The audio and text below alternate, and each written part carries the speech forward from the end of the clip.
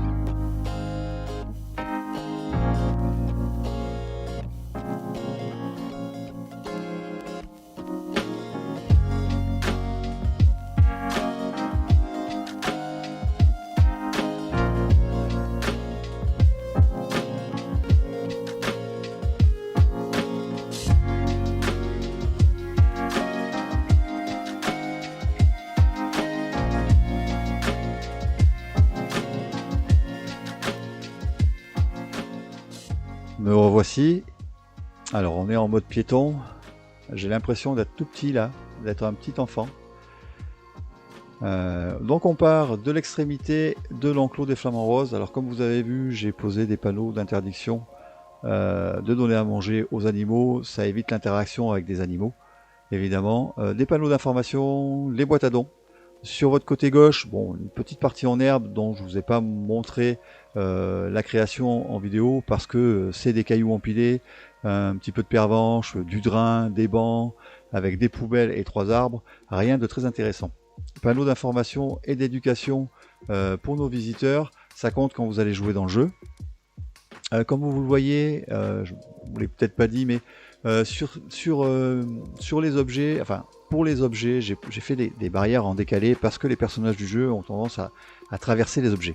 Ce jeu est vraiment très bien, mais je trouve vraiment dommage que les personnages en fait traversent les objets, certains objets, traversent les bancs. Vous verrez que si vous posez des tables pour qu'ils pique-niquent, eh ben, ils traversent les tables. Je trouve ça vraiment dommage. Alors j'espère que les concepteurs vont un jour modifier ce problème, parce que ça, enfin, je trouve pas ça très bien, quoi. Le jeu est super, il a une superbe capacité, mais là c'est un peu gênant. Bon, on va continuer. Je suis pas là pour critiquer parce que j'adore ce jeu. Vous voyez sous la partie en béton, j'ai mis une allée pour les employés, ce qui empêche en fait les visiteurs de marcher dessus. Les visiteurs n'ont pas accès à ce type d'allée, donc ça permet uniquement à mes employés de traverser, d'aller sur cette zone backstage. Donc là, la petite placette que vous avez vue en finition tout à l'heure, alors qui fait vraiment sud de la France, hein. Vous avez les cyprès, les acacias, l'olivier. En fond, vous voyez un calvaire qu'on trouve un petit peu partout dans les campagnes provençales. Alors imaginez sur la gauche quand même que va arriver le village, hein. Donc mon calvaire, je l'ai posé sur une fontaine. Voilà, j'ai trouvé ça assez sympa. On va passer le long de cette clôture du restaurant. On va aller le visiter, bien évidemment. Alors, le restaurant, la Petite Camargue. Le menu. Des menus que j'ai trouvés sur l'internet. J'en ai trouvé plein, hein. Bon, j'ai adapté par rapport à ce que j'imaginais être dans le restaurant. On a accès à la terrasse. Voilà. Bon, c'est vrai que l'accès aux toilettes avec les gens à droite, pour ceux qui mangent, c'est pas très sympa. Alors les toilettes, voilà, objet que j'ai trouvé sur le Steam Workshop, excusez-moi, pause pipi.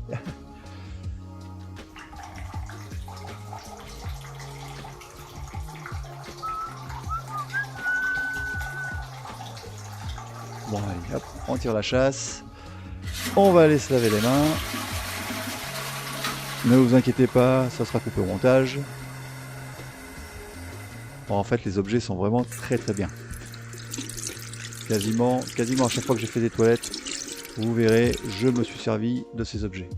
Bon, cette conception-là ne sert strictement à rien, hein. Vous pouvez vous servir uniquement des blocs, des préfabriqués, et vous servir des décorations qui sont fournies directement dans le jeu. Il y a plusieurs thèmes. Ça fait exactement le taf, hein. Là c'est juste vraiment pour le côté artistique, hein, que j'ai amélioré.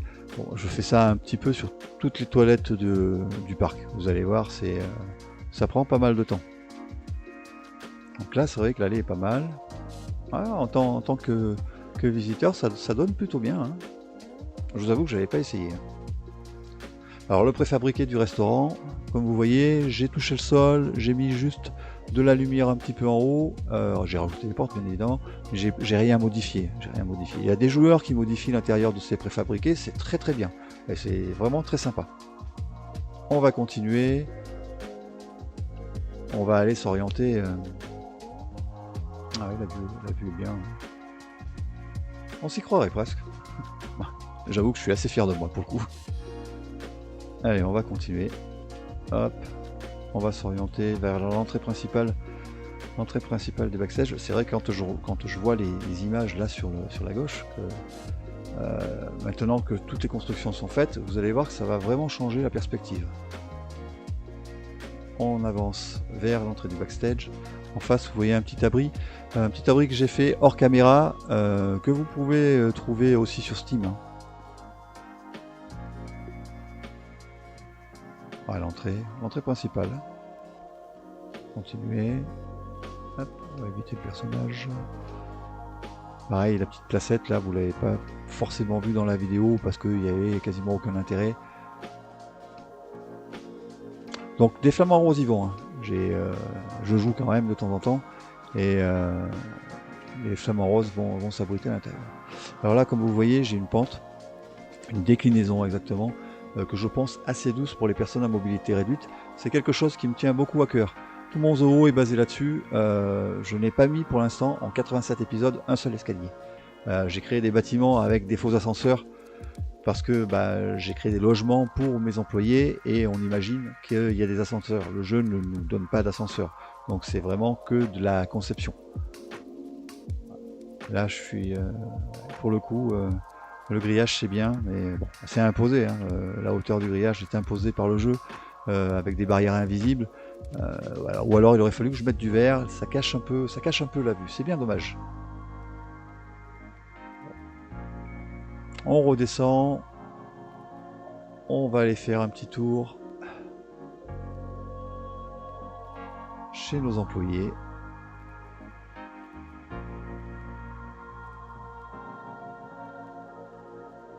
Ah, c'est vrai que ça fait, quand je vois derrière la montagne là, et même à droite, hein, ça fait vraiment vide.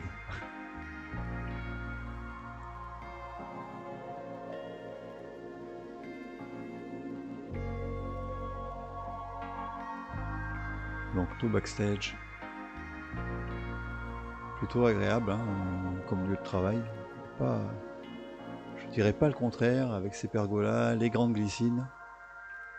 Enfin, tout pour que mes employés soient vraiment heureux. Voilà. Donc, eh bien, j'espère que ce petit tour vous aura plu et amusé, bien évidemment, hein, parce que moi je me suis bien amusé. Comme à chaque fois, la liste des objets du Steam Workshop que j'ai utilisé est inscrite dans la description de la vidéo. Je vous invite à vous abonner si vous voulez être prévenu des prochaines sorties de cette série. Vous pouvez aussi me laisser vos commentaires, me poser des questions si vous avez des interrogations. N'hésitez pas à me laisser un petit pouce en l'air si la vidéo vous a plu. Je vous souhaite une très bonne semaine, un bon jeu à tous les joueurs. C'était Olivier, salut!